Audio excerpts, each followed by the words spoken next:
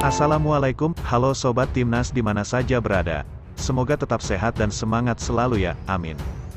Gak sadar kalau tiga negara ini, ternyata telah buktikan akan kekuatan mengerikan Timnas Indonesia U20 di Piala Dunia U20 2023 yang akan berlangsung di negara kita ini. Inilah ulasan lengkapnya.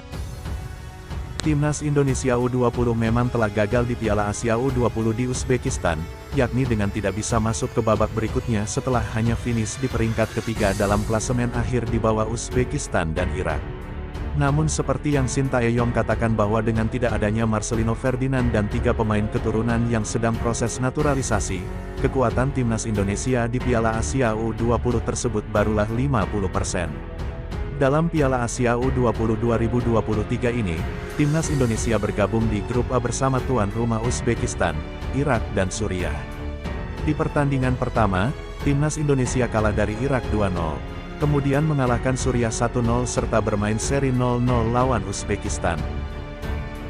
Hebatnya Uzbekistan dan Irak yang menghuni grup A Piala Asia U20 berhasil melangkah ke putaran final Piala Dunia U20 setelah masuk ke semifinal di Piala Asia ini.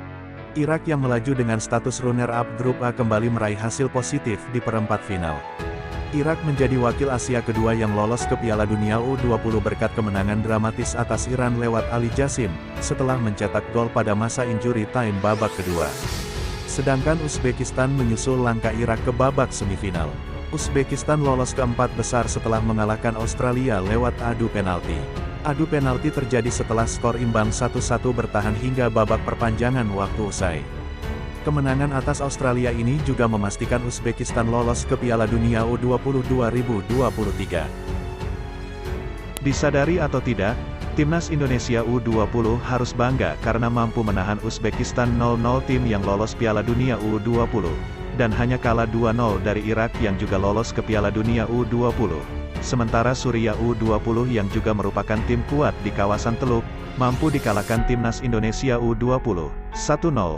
Hasil dari pertandingan-pertandingan melawan ketiga negara tersebut, sejatinya telah membuktikan bahwa Timnas Indonesia U20 adalah tim yang kuat. Semoga saat Piala Dunia U20 nanti, dengan ditambah adanya Marcelino Ferdinand, Justin Hubner, Ivar Jenner dan Rafael Struijk, kekuatan Timnas Indonesia U20 semakin mengerikan.